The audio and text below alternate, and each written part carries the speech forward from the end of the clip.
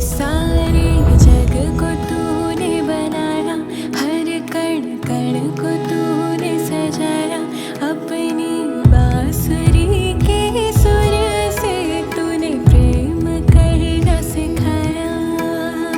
माँ यशोदा का चांद है वो मुरलीधर, साथ भक्तों का न छोड़े वो पल भर।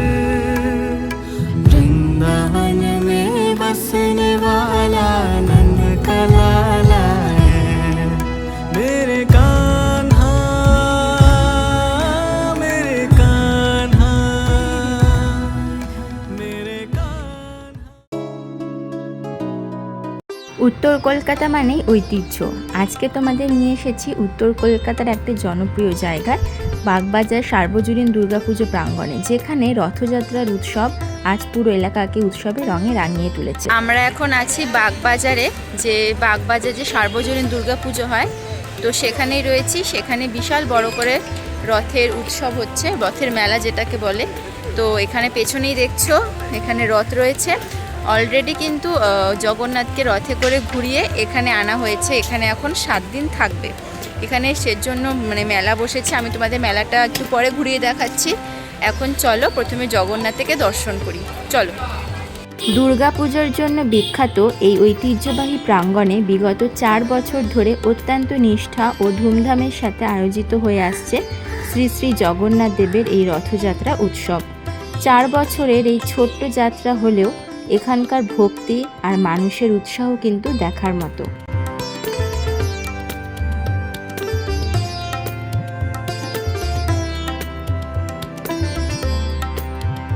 জগন্নাথ দেবের ভোগ আসছে।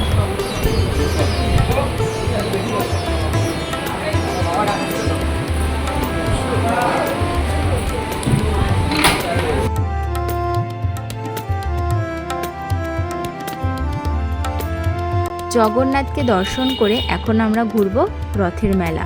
ছোট থেকে আমরা কিন্তু অধীর আগ্রহে অপেক্ষা করে থাকি এই রথের মেলার জন্যই। চারপাশের আলো আর এত মানুষের গমগম পরিবেশ সত্যি মনটাকে ভালো করে দেয়। আর আমরা যেহেতু সকালবেলা এসেছি আর প্রথম দিন ছিল রথে, সেজন্য কিন্তু দোকানপাট সবেই বসা শুরু হয়েছে। আর মেলায় ঢুকে কিন্তু চোখ পড়ে বিভিন্ন রকম খাবারের দোকানে। মেলা ঘুরবো আর খাবার খাবো না সেটা তো হতেই পারে না। চারদিকে বিভিন্ন রকম খাবারের স্টল বসেছে আর এত সুন্দর গন্ধে পুরো মেলা মম করছে। একদিকে থরে থরে সাজানো রয়েছে বিভিন্ন রকম মিষ্টি, আরেক দিকে রয়েছে বিভিন্ন রকম ভাজা, fish fry, batter fish fry, এছাড়া আরও অনেক রকম খাবারের আইটেম দেখতে পাচ্ছ। বিভিন্ন রকমের মিষ্টি দিয়ে সাজানো রয়েছে।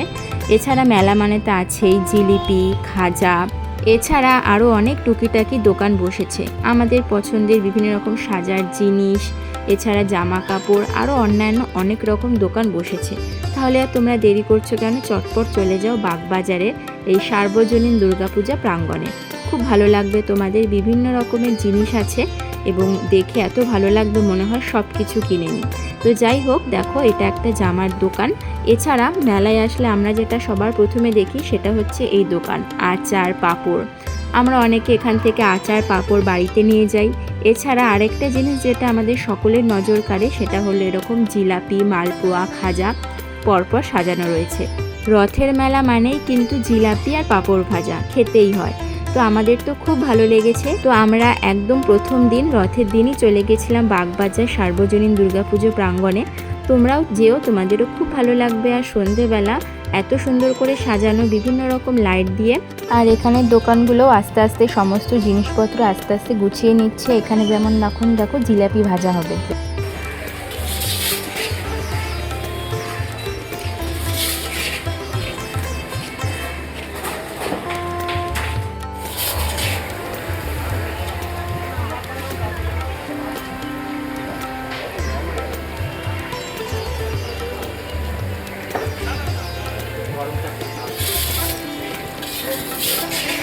বিকেলে আসলে তোমরা এই জায়গাটা আরও খুব সুন্দরভাবে উপভোগ করতে পারবে।